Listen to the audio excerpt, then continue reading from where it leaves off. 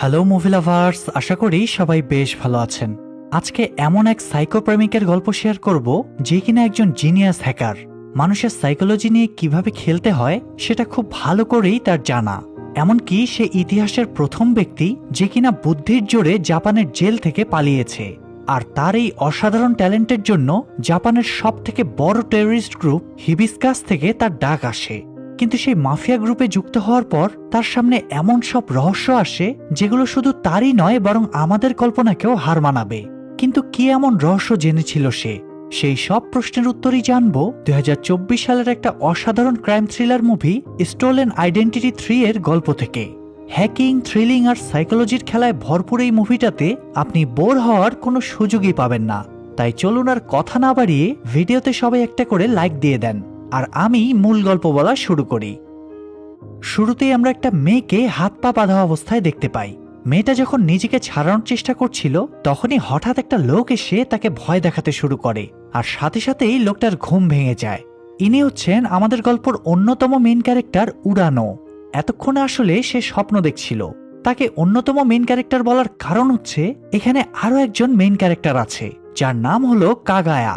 Japanese ইন্টেলিজেন্সের একজন dynamic officer. সে recently promotion পেয়ে স্পেশাল সিকিউরিটি ব্রাঞ্চে কাজ করছে।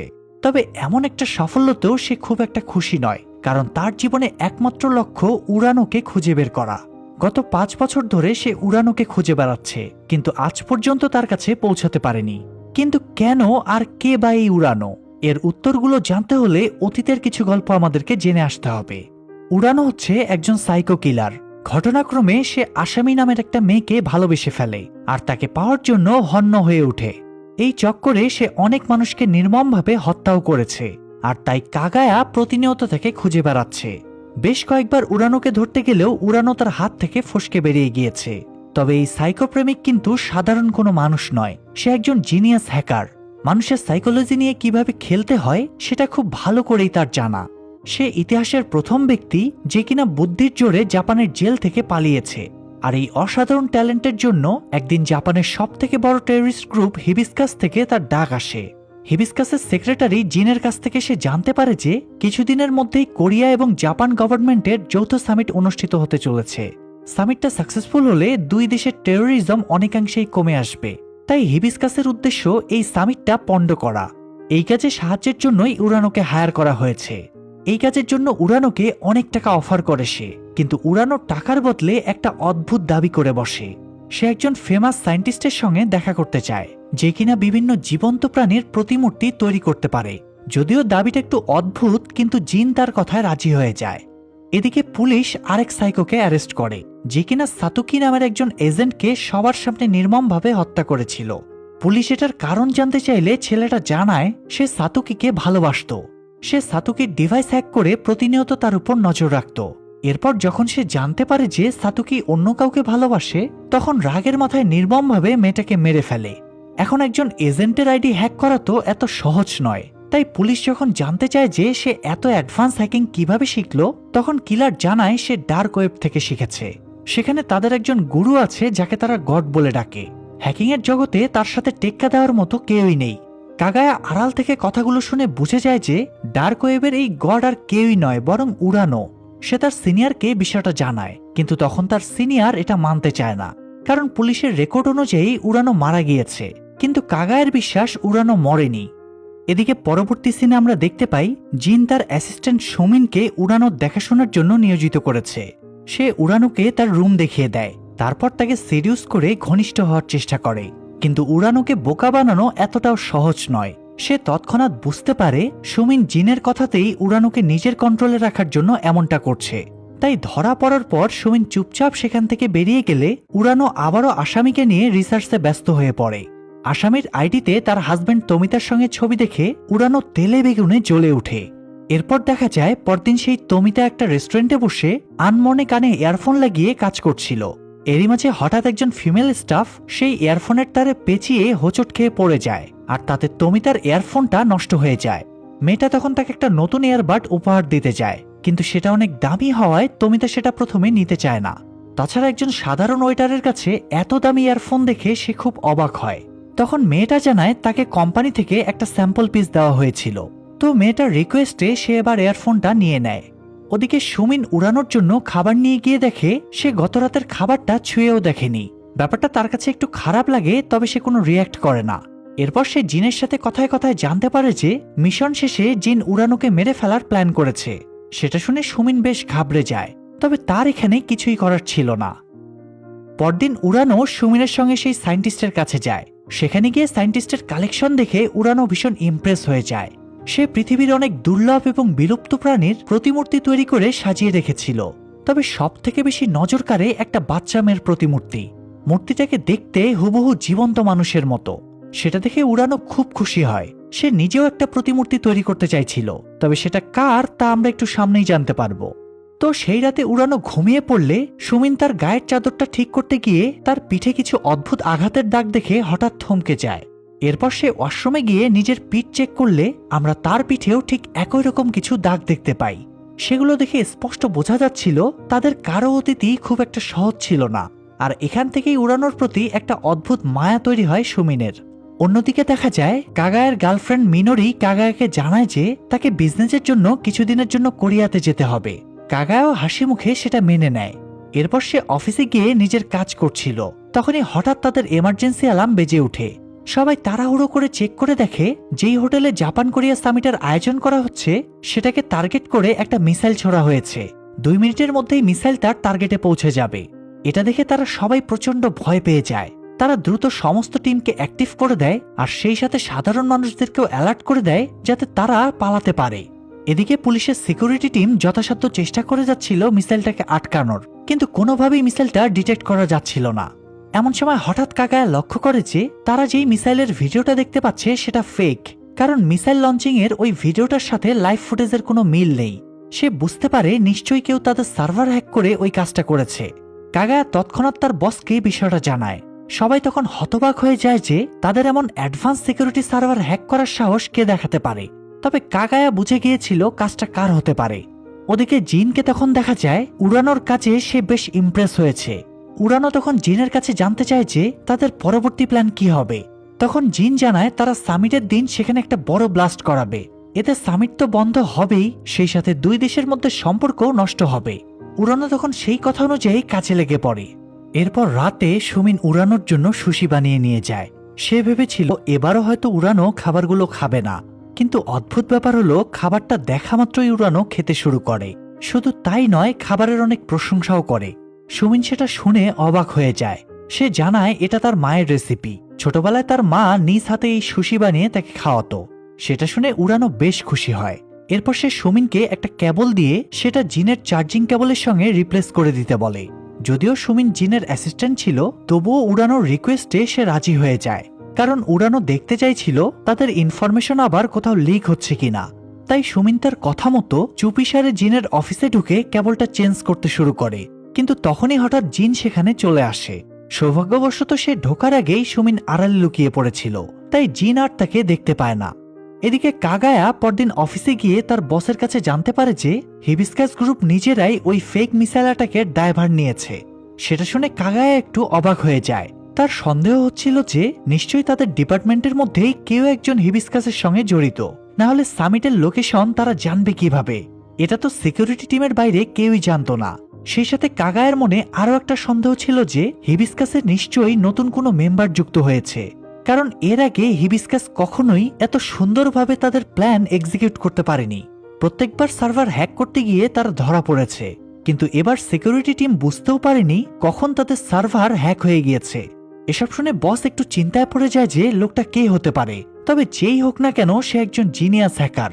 তখন কাগায়া জানায় লোকটা শুধু জিনিয়াস হ্যাকারই নয়, সে মানুষের সাইকোলজি নিয়েও খেলতে পারে। না হলে কখনোই সে এত কনফিডেন্টলি একটা ফেক ভিডিও তৈরি করে তাদেরকে কনফিউজ করতে পারত না। আর এমন কাজ করার সাহস শুধুমাত্র একজনের মধ্যে আছে, সে হলো উড়ানো। যদিও পুলিশ উড়ানোর থিওরিটা বিশ্বাস করে না, তবুও বর্তমান পরিস্থিতি বিবেচনা করে কাগায়ের বস তার কথা মেনে নেয়। সে সাথে কাগায়াকে জানায় যে সামিট এবার নতুন একটা জায়গায় অনুষ্ঠিত হতে চলেছে, সেখানে যাতে হিবিস্কাস কোনোভাবেই অ্যাটাক করতে না পারে, এটাই এখন তাদেরকে নিশ্চিত করতে হবে। ওদিকে উড়ানো জিনের ফোন হ্যাক করে সেখান থেকে বাটারফ্লাই নামের একজনের ব্যাপারে জানতে পারে, যে কিনা পুলিশের সিকিউরিটি ডিপার্টমেন্টের ইনফরমেশনগুলো লিক করছিল। তবে পরদিন সুমিন যখন উড়ানোর কাছে এই ব্যাপারে জানতে চায় তখন সে কিছুই বলে না। এরই মাঝে কাগায়া অফিসে গিয়ে তার নামের একটা পার্সেল পায়। সে পার্সেলটা খুললে উড়ানোর একটা চিঠি খুঁজে পায়, যেখানে বলা ছিল তাদের ডিপার্টমেন্টের কেউ একজন ইনফরমেশন লিক করছে। তাই কাগায়া যেন বাটারফ্লাইয়ের থেকে সবসময় সতর্ক থাকে। চিঠিটা পড়ে কাগায়া নিশ্চিত হয়ে যায় যে আসলেই ডিপার্টমেন্টের মধ্যে কোনো মির্জাফর আছে, কিন্তু সেটা আসলে কে এটা সে বুঝতে পারছিল না। তাই সেখানে থাকা সবাইকে সন্দেহের চোখে দেখতে শুরু করে কাগায়া। সেদিন সে বাড়ি ফিরে তার গার্লফ্রেন্ড মিনোরিকে দেখে ভীষণ অবাক হয়, কারণ মিনোরির ফিরতে আরো কিছুদিন সময় লাগার কথা। কিন্তু মিনোরি জানায় তার কাজ দ্রুতই শেষ হয়ে গিয়েছে, তাই সে আর ওখানে দেরি করেনি। এমন সময় কাগায়া হঠাৎ মিনোরির কাছে এক্সট্রা ফোন দেখে অবাক হয়। তখন মিনোরি জানায় ওই ফোনটা সে বিজনেসের কাজে ব্যবহার করে। কিন্তু অদ্ভুত ব্যাপার হলো, এর আগে কখনোই কাগায়া তার কাছে এই ফোনটা দেখেনি, তাই তার মনে একটু সন্দেহ জাগে। রাতে মিনোরি ঘুমাতে গেলে কাগায়া তার সমস্ত জিনিসপত্র ঘাটাঘাটি করতে শুরু করে এবং সেখান থেকে আরো একটা অদ্ভুত বিষয় সামনে আসে তার। সে দেখতে পায় মিনোরি কোরিয়া থেকে ফ্লাইটের পরিবর্তে বোটে করে এসেছে, কিন্তু অযথা এত এক্সট্রা জার্নি করার মানে কি? এসব দেখে কাগায়ার কেন যেন মনে হচ্ছিল মিনোরি কোনোভাবে হিবিস্কাসের সঙ্গে জড়িত নয়। তো সত্যিটা বের করার কোনো উপায় না পেয়ে সে পরদিন তার সিনিয়রের কাছে গিয়ে বিষয়টা খুলে বলে এবং তাকে জানায় যে সে উড়ানোকে খোঁজার জন্য কোরিয়া যেতে চায়। সবটা শোনার পর সিনিয়রও তার সঙ্গে কোরিয়া যেতে চায়। সেটা শুনে কাগায়া খুব খুশি হয়, কারণ এই মুহূর্তে সে তার সিনিয়রকে ছাড়া কাউকেই বিশ্বাস করতে পারছিল না। তো তারা কোরিয়া যাওয়ার প্রস্তুতি নিতে শুরু করে। সেই রাতে কাগায়ার সিনিয়র তাকে একটা হোটেলে ডেকে পাঠায়। সেখানে গিয়ে কাগায়ার সঙ্গে সেই তমিতা নামের লোকটার দেখা হয়। কাগায়ার সিনিয়র তমিতাকেও তাদের প্ল্যানে ইনক্লুড করতে চাচ্ছিল, তবে তমিতা কোনোভাবেই তাতে রাজি হচ্ছিল না, কারণ এতে তার ওয়াইফের জীবনে রিস্ক হতে পারে। তখন কাগায়া তাকে বোঝানোর চেষ্টা করে যে এখানে থাকলেও তাদের জীবনের রিস্ক হবে, কিন্তু তমিতা তার কথা মানতে চায় না। তখন সিনিয়র তমিতার কাছ থেকে তার মোবাইলটা চেয়ে নেয়। এরপর সেটা চেক করে দেখে উড়ানো অলরেডি তমিতার মোবাইল হ্যাক করে বসে আছে। তমিতা বিশ্বাসই করতে পারছিল না তার মোবাইল হ্যাক হতে পারে। গতবার তার ওয়াইফ কিডন্যাপ হওয়ার পর থেকে সে একটা মুহূর্তের জন্য তার মোবাইল হাতছাড়া করেনি, তাহলে এমনটা কি করে হলো সে কিছুই বুঝতে পারছিল না। তখনই হঠাৎ তার ওই রেস্টুরেন্টের কথা মনে পড়ে যায়। সে কাগায়াকে বিষয়টা জানানো মাত্রই সে বুঝে যায় এই সব কিছু ইয়ারফোনের কারণেই হয়েছে। তমিতা সেটা শুনে খুব টেনশনে পড়ে যায় এবং উড়ানোর হাত থেকে বাঁচার জন্য কাগায়াদের সাহায্য করতেও রাজি হয়। তো তাদের প্ল্যান অনুযায়ী প্রথমে তমিতা এবং আসামি মেসেজের মাধ্যমে কোরিয়া যাওয়ার ব্যাপারে ডিসকাস করে, যাতে এই বিষয়টা উড়ানোর চোখে পড়ে। ঘটনাক্রমে উড়ানো তাদের ফাঁদে পা দিয়ে দেয়। আসামি কোরিয়া আসছে দেখে সে প্রচন্ড খুশি হয়। সে স্বপ্ন সাজাতে শুরু করে যে এবার যেভাবেই হোক আসামিকে এনে তার একটা প্রতিমূর্তি তৈরি করে আজীবনের জন্য কাছে রেখে দেবে সে। যাই হোক, পরদিনই তমিতা এবং আসামি কোরিয়া পৌঁছে একটা হোটেলে গিয়ে ওঠে। উড়ানো আগে থেকেই সেই হোটেলের ইনফরমেশন বের করে রেখেছিল, তাই কিছুক্ষণের মধ্যে সেও সেখানে পৌঁছে যায়। কিন্তু তার জানা ছিল না কাগায়ারাও সেখানে লুকিয়েছিল। উড়ানো যখন হোটেলের লিফটে উঠে তখনই কাগায়ার টিম লিফটের সবগুলো এক্সিট পয়েন্ট ব্লক করে ফেলে তাকে ধরার জন্য। লিফট খোলার সাথে সাথেই তারা উড়ানোকে পাকড়াও করে ফেলে, কিন্তু পরবর্তীতে দেখা যায় লোকটা তো উড়ানো ছিলই না। আসলে উড়ানো সব সময় ব্যাকআপ প্ল্যান সঙ্গে নিয়ে চলতো, তাই সে আগে থেকেই কিছু র্যান্ডম লোককে ঠিক করে রেখেছিল যারা হুবহু উড়ানোর মতো পোশাক পরেই সেদিন হোটেলের লিফটে উঠবে। এভাবে সে আবারও পুলিশদের চোখকে ফাঁকি দিয়ে সেখান থেকে পালাতে সফল হয়। তবে এসবের মাঝে কাগায়ার টিমের একজন মারা যায়। তো ওই রাতে কাগায়া এবং তার সিনিয়র এই বিষয়গুলো নিয়ে ডিসকাস করছিল, তখনই কাগায়ার কাছে একটা অচেনা নাম্বার থেকে কল আসে। কলটা উড়ানোই করেছিল। সে প্রথমে কাগায়াকে নিয়ে কিছু হাসি তামাশা করে। এরই মাঝে একটা ড্রোন এসে তাদের সামনে দাঁড়ায়। এই ড্রোনটাও উড়ানোই পাঠিয়েছিল। এরপর সে কাগায়াকে আবারও সতর্ক করে দেয় যে সে যেন কারো উপর অন্ধবিশ্বাস না করে, তার আশেপাশে সব সময় সতর্ক দৃষ্টি রাখে। এই বলেই সে কলটা কেটে দেয়, আর সাথে সাথেই ড্রোনের ভেতর থাকা বোমটা ব্লাস্ট হয়ে যায়। তবে সৌভাগ্যবশত কাগায়াদের কোনো ক্ষতি হয় না। এদিকে সুমিন সেই রাতে বাড়ি ফেরার পথে হঠাৎ একটা লোক তাকে কিডন্যাপ করে। তাকে দেখে সুমিন প্রচন্ড ভয় পেয়ে যায়। আর এখানে গল্পের আরো একটা রহস্য সামনে আসে। মূলত সুমিন তার মায়ের যে গল্প উড়ানোকে শুনিয়েছিল সেটা সম্পূর্ণ মিথ্যে। সে ছোটবেলা থেকেই অনাথ আশ্রমে মানুষ হয়েছে। এরপর তার চাচা এসে তাকে সেখান থেকে নিয়ে যায়, কিন্তু চাচার কাছে যাওয়ার পর সুমিনের জীবনটা নরক হয়ে ওঠে। চাচা তাকে প্রতিনিয়ত অত্যাচার করত। সুমিনের পিঠের দাগগুলো সেটারই প্রমাণ। চাচার হাত থেকে বাঁচার জন্যই সে হিবিস্কাসে যোগ দেয়, কারণ সে ভালো করেই জানতো তার চাচা হিবিস্কাসের মতো এত বড় গ্যাংয়ের সঙ্গে পাঙ্গা নেওয়ার চেষ্টাও করবে না। তবে আজ সুযোগ বুঝে তার চাচা আবারও তাকে টর্চার করার চেষ্টা করে, কিন্তু তখনই হঠাৎ উড়ানো সেখানে পৌঁছে গিয়ে লোকটাকে মেরে সুমিনকে বাঁচিয়ে নেয়। সুমিন তাকে সেখানে দেখে অবাক হয়ে যায়। তখন উড়ানো জানায় যে সে প্রথম দিন থেকেই সুমিনের মোবাইল হ্যাক করে তার উপর নজর রাখছিল এবং তার অতীতের সমস্ত রহস্য সম্পর্কেও উড়ানো জানত। সেটা শুনে সুমিন খুব ইমোশনাল হয়ে পড়ে। এরপর উড়ানো তার কাছে তার চাচাকে ছেড়ে দিয়ে সেখান থেকে বেরিয়ে যায়। সুমিন প্রথমে রাগের মাথায় লোকটাকে মারতে যায়, কিন্তু তার করুণ আর্তনাদ শুনে আর আঘাত করাটা সম্ভব হয় না তার পক্ষে। এরপর উড়ানো তাকে তার ফ্ল্যাটে নিয়ে যায়। সেখানে কথায় কথায় সুমিন তাকে বলে সেও উড়ানোর ব্যাপারে টুকটাক খোঁজ খবর নিয়েছে। উড়ানো যে ছোটবেলা থেকেই তার মায়ের অত্যাচার সহ্য করে বড় হয়েছে এটা সুমিন জানত। উড়ানো সেটা শুনে বেশ ইমোশনাল হয়ে পড়ে। অতীতের কথাগুলো মনে পড়তে থাকে তার, তবে সে কোনো রিয়্যাক্ট করে না। এরপর রাতে সুমিন নিজেই উড়ানোর সঙ্গে একই বেডে ঘুমানোর জন্য রিকোয়েস্ট করে। যেহেতু মেয়েটা অলরেডি অনেক ভেঙে পড়েছিল তাই উড়ানো আপত্তি করে না। সুমিন চুপচাপ তার পাশে শুয়ে নিশ্চিন্তে ঘুমিয়ে পড়ে। আসলে সে ধীরে ধীরে উড়ানোকে ভালোবাসতে শুরু করেছিল, তবে উড়ানো সেটা বুঝেও না বোঝার ভান করে, কারণ সে তো অন্য কাউকে ভালোবাসে। যাই হোক, পরদিন সকালে ঘুম থেকে উঠে সুমিন দেখতে পায় উড়ানো নিজ হাতে তার জন্য ব্রেকফাস্ট বানিয়েছে। সেটা দেখে সুমিন খুব খুশি হয়ে যায়। এদিকে কাগায়া কোরিয়া থেকে ফেরার পর মিনরি তাকে কিছু বলতে চাইছিল।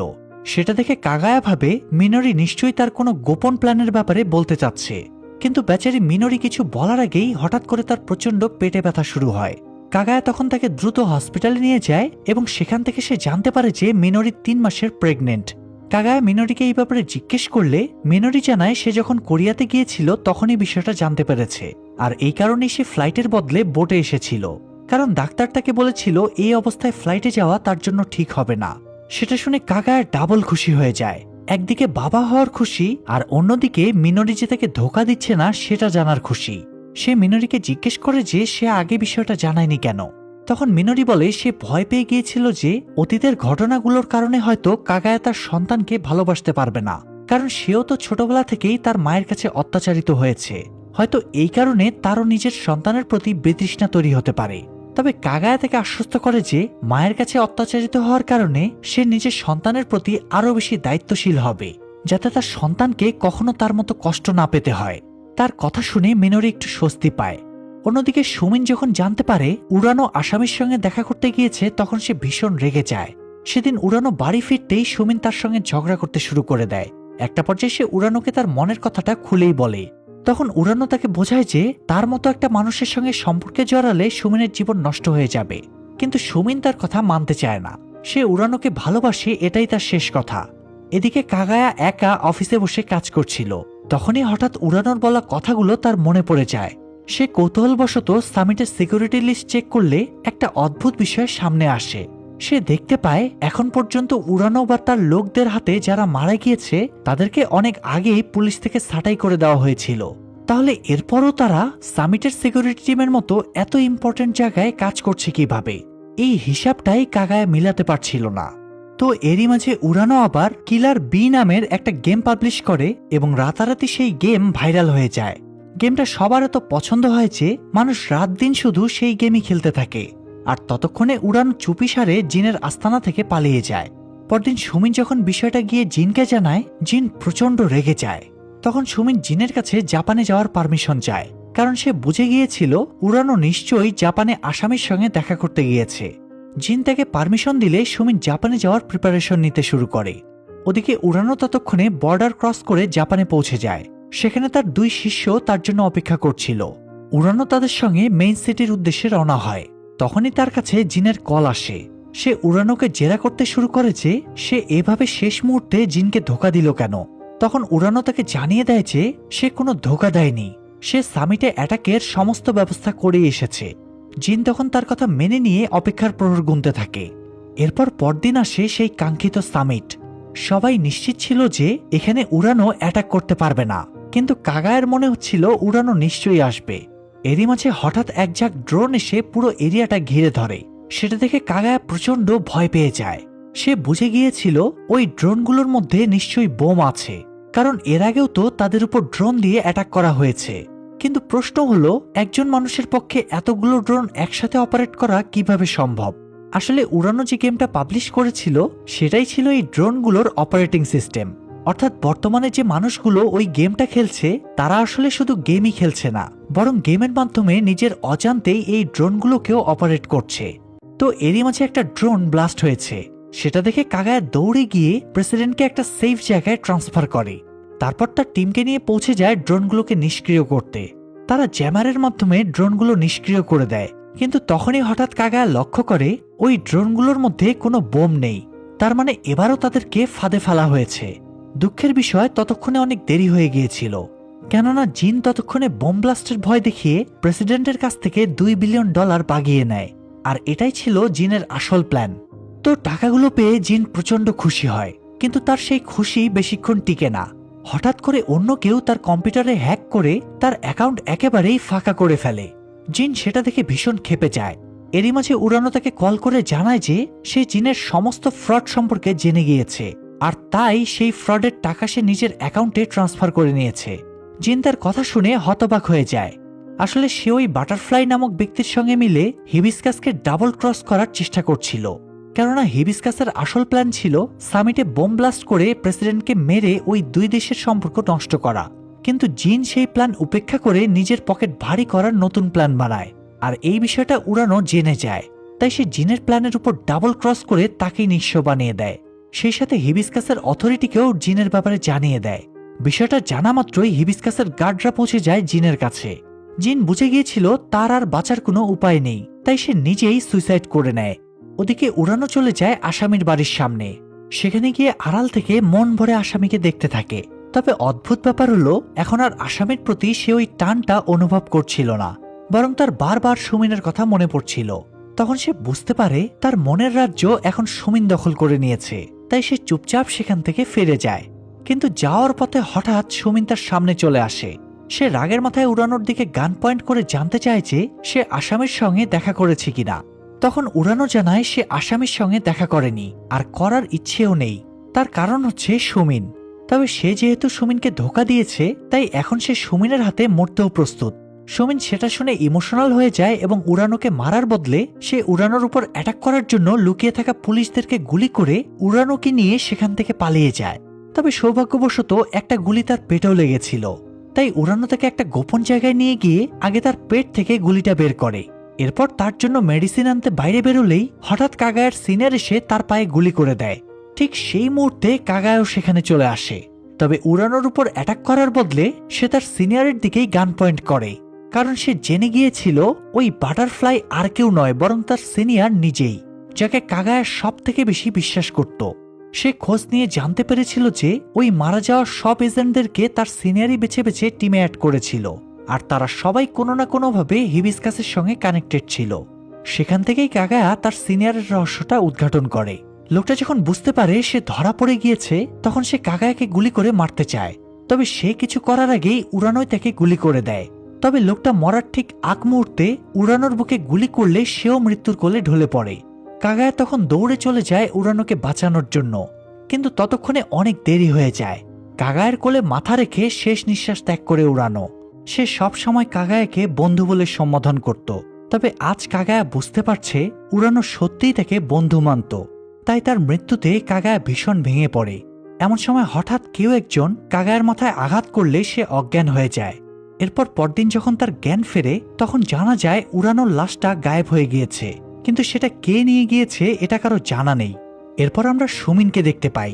সে শহর থেকে দূরে একটা নতুন বাড়িতে থাকতে শুরু করেছিল, আর তার সাথে ছিল উড়ানো। তাহলে কি উড়ানো সেদিন মারা যায়নি? আসলে সুমিনের সঙ্গে এখন যাকে দেখা যাচ্ছে সে উড়ানো নয় বরং তার প্রতিমূর্তি। সেদিন সুমিন উড়ানোর লাশটা তুলে এনে তার মূর্তি বানিয়ে নিজের কাছে রেখে দেয়, আর তার সঙ্গে বাকি জীবনটা কাটিয়ে দেওয়ার সিদ্ধান্ত নেয়। এবং এই সুন্দর গল্পটা এখানেই শেষ হয়ে যায়। সত্যি বলতে আজকের গল্পটা নিয়ে আমার কিছুই বলার নেই, শুধু এটাই বলবো যে গল্পটা আমার কাছে অসাধারণ লেগেছে। আপনাদের কাছে কেমন লাগলো সেটা অবশ্যই কমেন্ট করে জানাবেন। আর এমন সব সুন্দর সুন্দর মুভির এক্সপ্লানেশন দেখার জন্য চ্যানেলটা সাবস্ক্রাইব করে বেল বাটনটা অল প্রেস করে রাখবেন। আজকের মতো বিদায় নিচ্ছি, দেখা হবে পরের ভিডিওতে। আল্লাহ হাফেজ।